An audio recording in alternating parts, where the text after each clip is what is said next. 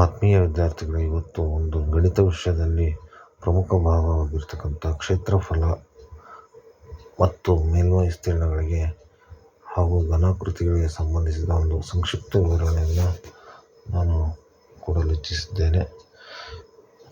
ಮೊದಲಿಗೆ ಕ್ಷೇತ್ರಫಲ ಅಂದರೆ ಇಲ್ಲಿ ಶಂಕು, ಗೋಳ, ಸಿಲಿಂಡರ್, ಅರ್ಧಗೋಳ, ಶಂಕುವಿನ ಭಿನ್ನಕ ಈ ರೀತಿಯ 3 ಆಯಾಮದ ಆಕೃತಿಗಳ ಬಗ್ಗೆ ನಾವು ತಿಳಿತಕ್ಕಂಥದ್ದೇ ಈ ಕ್ಷೇತ್ರಫಲಕ್ಕೆ ಹಾಗೂ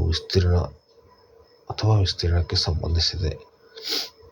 ಮುಖ್ಯವಾಗಿ ಇಲ್ಲಿ ನಾವು ಪ್ರಮುಖವಾಗಿ ನೆನಪಿಡಬೇಕಾಗಿರ್ತಕ್ಕಂಥ ಅಂಶಗಳು ಯಾವುವು ಎಂದರೆ,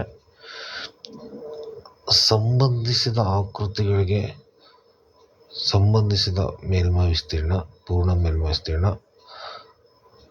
ಪಾರ್ಶ್ವ ಮೇಲ್ಮೈ ವಿಸ್ತೀರ್ಣ ಹಾಗೂ ಅವುಗಳ ಘನಫಲ, ಇವುಗಳನ್ನು ನೀವು ಚೆನ್ನಾಗಿ ಆ ಸೂತ್ರಗಳನ್ನು ಮನನ ಮಾಡಿಕೊಂಡಿದ್ದರೆ ನಿಮಗೆ ಸರಳವಾದ ಪ್ರಶ್ನೆಗಳನ್ನು,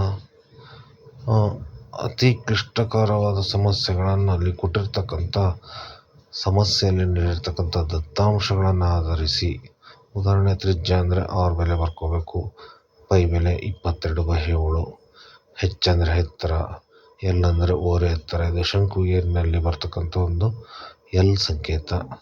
ಅದೇ ರೀತಿ ವಿ ಅಂದರೆ ಘನಫಲ. r² ಇದ್ದರೆ ಆ ತ್ರಿಜ್ಯವನ್ನು 2 ಬಾರಿ ಗುಣಿಸಬೇಕು.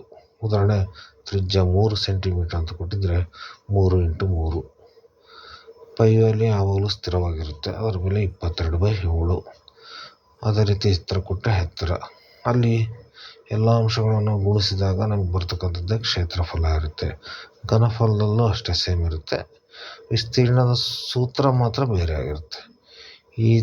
ಈ ಥರ ಅಂಶಗಳನ್ನು ನೀವು ನಿಖರವಾಗಿ ಗುರುತಿಸ್ಕೊಂಡು ಮಾಡಿದರೆ ಸರಳವಾದ ಒಂದು ರೀತಿಯಲ್ಲಿ ನೀವು ಲೆಕ್ಕವನ್ನು ಬಿಡಿಸ್ಬೋದು. ಯಾವುದೇ ರೀತಿ ಒತ್ತಡಕ್ಕೆ ಒಳಗಾಗ್ತಕ್ಕಂಥ ಒಂದು ಸನ್ನಿವೇಶ ಬರೋದಿಲ್ಲ.